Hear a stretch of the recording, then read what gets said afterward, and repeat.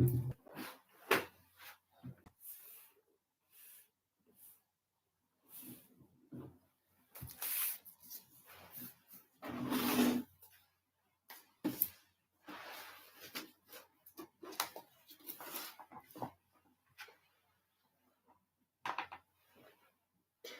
everyone. This week's learning has been sponsored by Diane Portnoy to commemorate the yahrzeit of her mother, Sivia Bas Henach. Okay, Perek Yud, Mishna Beis.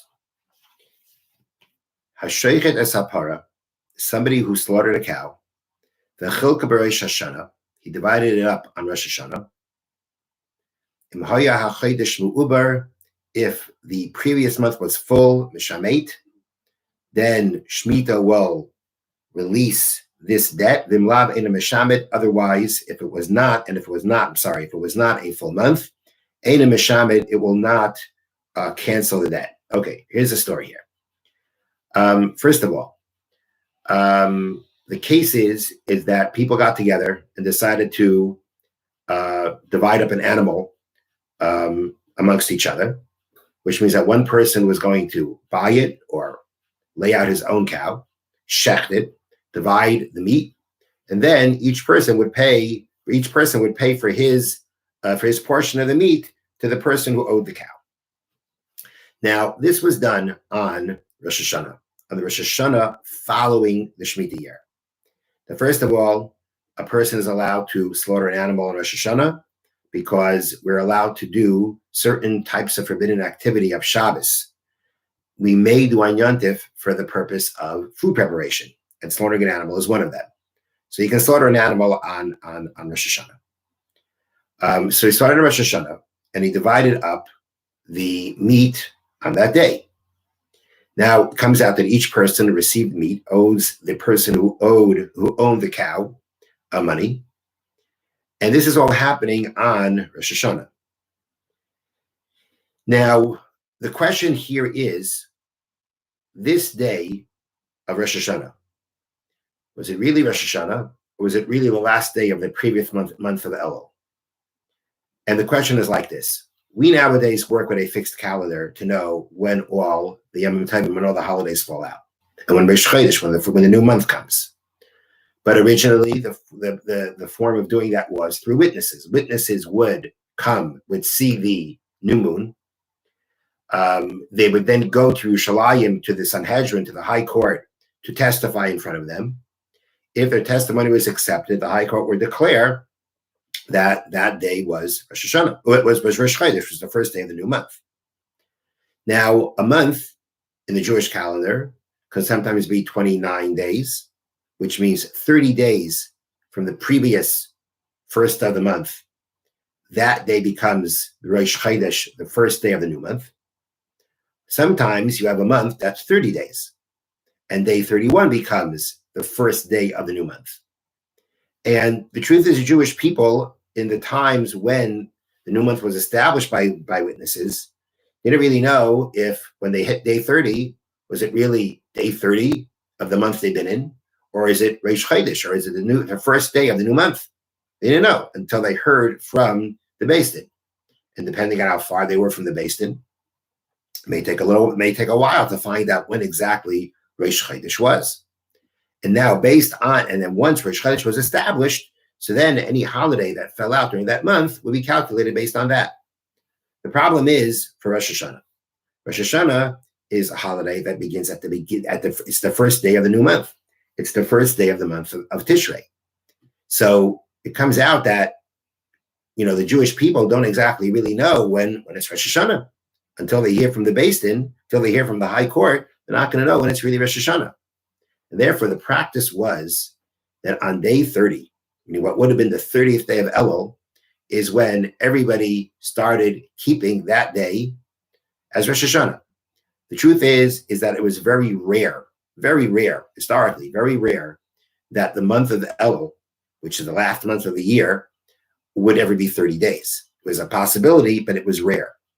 Generally, it came out that it was on the general situation was that Rosh Hashanah came out on what would have been day 30. Elul was 29 days, and day 30 was Rosh Hashanah. And therefore, even though they didn't know for sure, they would keep day 30 as Rosh Hashanah, as if they were to know that it was the first day of the month of Tishrei is actually Rosh Hashanah. And if for some reason it came out that things were delayed for whatever reason, and the Beis wasn't able to declare Rosh Chodesh Tishrei, the first day of Tishrei, until day 31, then day 30, they kept it as Yontif, they kept it at Rosh Hashanah, but it was just really a weekday. Now, under the Mishna is talking about under those circumstances. This person shechted the cow on day 30, the day that they thought was Rosh Hashanah. And on day 30, on that day is when all these people became obligated to pay for the section of the cow that they took. So it comes out like this. If that day that was shechted, they kept Rosh Hashanah, really wasn't Rosh Hashanah, it really was day 30 of Elul, that it comes out that the debt came into being during the Shemitah year, on the last day of the Shemitah year. And as we've mentioned, Shemitah cancels debts. When does it cancel the debt? It cancels the debt at the end of the year. So if it comes out that that day that they slaughtered the animal was really day 30 of Elul, that means the debt was incurred on the 30th day of Elul when it's still Shemitah. And then by the time the next day comes, Shemitah cancels it. That's all if it works out. It comes out that way. But if it comes out that the day that they actually shechted it was Rosh Hashanah, because Elul wasn't the 30 day, it was a 29 day, and this day actually was Rosh Hashanah, then it comes out that the debt was incurred in the year following Shemitah. So that there's nothing canceling the debt. So that's what the Mishnah means. Hashoichet es hapara, you slaughter a cow, the chilka b'Rosh Hashanah, and you divide it up on Rosh Hashanah. So on that day, that is when these people would become obligated to pay. If the previous month, the month of Elul, was full, and it was a full 30 days, and therefore that they thought was Rosh Hashanah when the animal was slaughtered really wasn't Rosh Hashanah, it was the 30th day of Elul. So it comes out that that was incurred during the Shemitah year. Mishamit. So now when the year ends and Shemitah ends, it's going to cancel the debt. It's not a debt of the new year, it's a debt of the old year. If it's debt of the old year, then it's going to come out that Shemitah is going to knock it off. The imlav, but if it comes out that the month was not a full month, it was what we call a chodesh chaser. It was a deficient month. It was a month that was not full. It was only 29 days. So then day 30 really was Rosh Hashanah. It was the first day of Tishrei. It was the first day of the 8th year of the new year following Shemitah. So that was incurred after Shemitah. Then it doesn't get canceled because it wasn't incurred within the Shemitah year. Okay, so this is one example. This is another example, rather, of debts where Shemitah does not cancel. Next example. The Torah says that if a man forces himself upon a young virgin, she was younger than 12 and a half years of age, he has to pay a fine of 50 shekel to her father. If the case was that he convinced her, she acquiesced, then in that situation, he either marries her, or again, he doesn't marry her and he pays the 50 shekel to the father. Baitzi Shemra, which means a slanderer, means that a person slandered his wife. He accused her of infidelity during the year before the chuppah. Nowadays, when we have a wedding, we have the process of marriage. A woman becomes married to a man by way of kiddushin, which is where he gives her the ring. And then they're under and then you have the process of nisuin, which is the completion of the marriage, which happens with the chuppah. Now, we do both under the chuppah nowadays. But in times in the Mishnah, the kiddushin, putting the ring on her, could have been done even almost a year before they actually had the chuppah ceremony. Now, once kiddushin is done, this woman is married to this man. She may not do anything with any other man. Just that she can't live with this man until the chuppah is done. So the Torah talks about a situation where kiddushin was done earlier, and then, the chuppah was done, And then he goes ahead and he accuses her of that she cheated on him in between the Kedushin and the Nisuin. Meaning when she was really married, she was disloyal, and he accuses her of that. And the Torah says if it comes out that it's proven that he was wrong, he slandered her, then, of course, she stays his wife, and he has to now pay 100 shekel to her father. This is again talking about a young girl. So now, in all these cases, now we have these three cases where basically the Torah put an obligation of payment on the man in any of these cases. Another example is anything that's a court act, a court decree, which means that when the person owed money to you, you took him to Beis Din, and Beis Din decreed that he has to pay. So this now comes out that this document has a backing of Beis Din, meaning this debt rather has a backing of Beis Din. Of course, if the debt was incurred, he's obligated, but now it has the strength of the decree of Beis Din that he has to pay, which basically gives Beis Din the power to force him if need be. In all these four cases, ein meshamtin, Shemitah will not cancel. In the first three cases where the Torah put an obligation on him to pay, it's not a debt, it's not a loan, no connection to a loan whatsoever. Therefore, Shemitah is not going to knock it off. In the case of Ma'aseh Beis Din, once the debt you have with this person has the backing, so to speak, of the rabbinical court, so we consider it like you have it. We consider it like it's bayu. The Torah, when it says that Shemitah knocks off a debt, it says it in a way that implies that you have to go ahead and get the payment from him. Well, if you have the backing of Beis Din, it's as good as paid. It's considered already paid enough that Shemitah would not knock it off. It's not the example. It's not the form of debt that the Torah was talking about when it says that Shemitah can cancel it. So therefore, once it has the backing of Beis Din, then already it's considered like it's collected, that that's collected. You've got the money already, and therefore Shemitah is not going to cancel it. There's a question in the commentaries as to whether this is actually a written decree of Beis Din. Is it enough just for Beis Din to actually decree it, even if it's not in writing? But the point is that once you have a sufficient backing of Beis Din, it's like you collected it, Shemitah is not going to knock it off. Now we have two more cases where we say that Shemitah does not cancel the debt. Hamar v'la mashkin. If you lend with collateral, you lent the person money, you took collateral. When you take collateral, then that means that if he doesn't pay up in time, you're going to take this as payment. That means the payment, his payment is by you. You don't have to go to him to get it. It's by you already.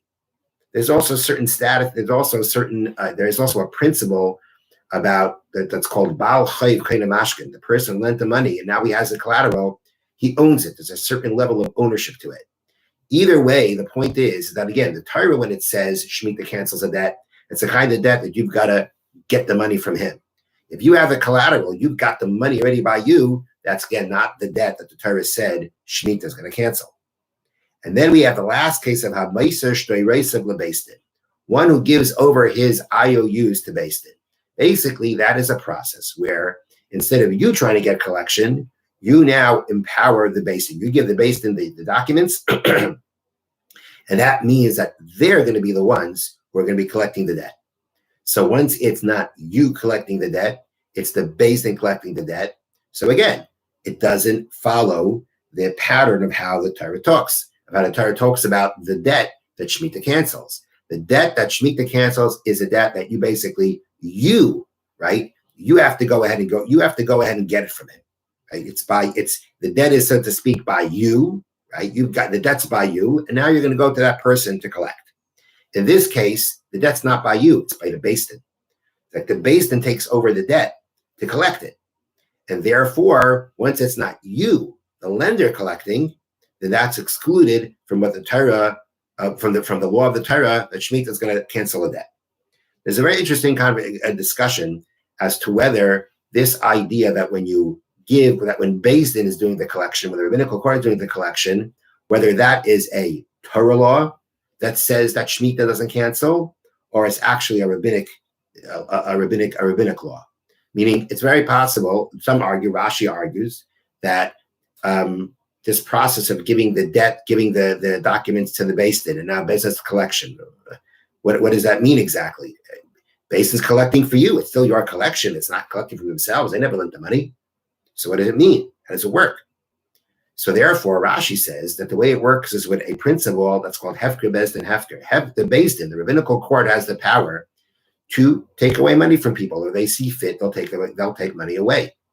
So therefore, Rashi learns that really what's happening is when you give the documents over to Beis Din, Shemitah cancels it.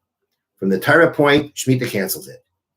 But the rabbis instituted that if you give the documents to them, if they give them the power to collect, then basically that means that although Shemitah has canceled the debt, through their power of being able to confiscate other people's property, they are saying, no, you're going to pay this guy what you owed him from before. So it's a question whether it works from a Torah point, from a rabbinic point, but that's the last case of the Mishnah of where Shemitah is not going to cancel the debt, a case where you gave the documents to Beis Din. Beis Din is now taking over collecting the debt. That's the last example of the Mishnah that Shemitah doesn't cancel that debt. Let's say from mitzvahs. Mitzvah lamed ches. Mitzvahs loisase shela achar schar sacher. Prohibition against delaying payment for a hired person's wages. Shenemar, the pasuk states, "Leisalim pulas sacher itra ad boker." You shall not allow the payment for the hired worker to stay with you the entire night until the morning, which means you got to pay him before the morning. V'namar, we have another statement in the Torah. The Torah says, and you shouldn't let the sun set upon him. That means you got to pay him by the end of the day. So the two psukim, the two verses, are talking about the following. Shema yeschir yayim, if this person was hired for the day, then the collection takes place the entire night. That's when the Torah says, don't let it stay the whole night until the morning. By the morning, he's got to be paid. If he's not paid by the morning, then it comes out that you transgressed his prohibition. He was hired for the day, and during the night, you've got to make sure to pay him. Let's say he was hired to do work at night. Then the time for collecting spreads over the entire day. And that's the case where the Torah says, don't let the sun set on him. By the time the day is over, you got to make sure to pay him. He was hired to work at night, and now by the time the following day is over, he's got to be paid. So here we have two examples of a person who was hired out for the day or who was hired out for the night. Let's say a person was hired for a few hours during the day. Then the payment time is the entire day. That means if you work for a couple hours during the day, by the time the day is over, you got to make sure to pay him. And if he was hired for a few hours at night, then the payment is going to be the entire night. You hired him for hours during the night, you got to make sure to pay him before the night's over. Now, let's say the case is that you hired this person for the day to fix something, okay? But he was hired out for the day, and he's supposed to be paid for his day's work. Now, but again, it also depends on the completion. I'm not paying you for the day's work if it's not completed. As long as this utensil is still by the craftsman, even if the craftsman let the person who hired him know that he completed it, but he didn't give it to the guy yet. He did not give him the product that he was hired for. If you don't pay him that day, then he's not going to. You don't transgress. It only that this halacha of having to pay him is when you get it back. If you didn't get it back yet, there's no obligation to pay him. Now let's say a different case. Let's say the person you hired in a taiva, he's not demanding payment. Then again, you don't transgress. Now let's say he did demand payment, but for some reason you really didn't have what to pay him. Or you sent him to someone else, and that someone else said that he's going to pay him. Pater, and you're exempt. The fact that you didn't pay him that day, you're exempt. Now, let's say you delayed even past the time limit set by the Torah.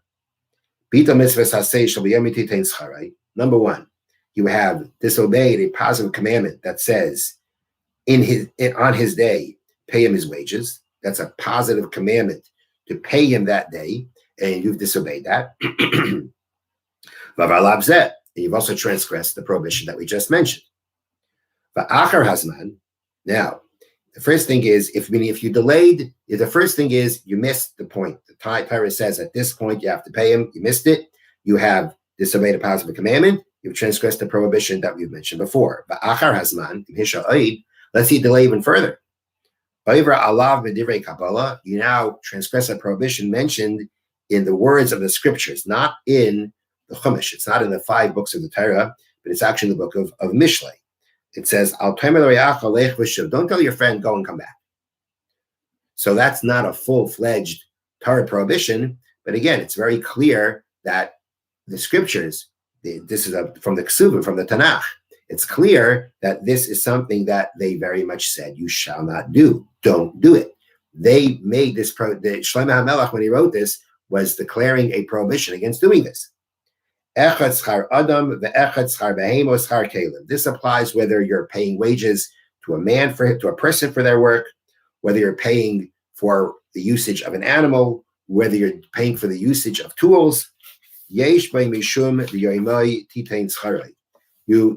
these cases can be included in the obligation to pay for that day's work, and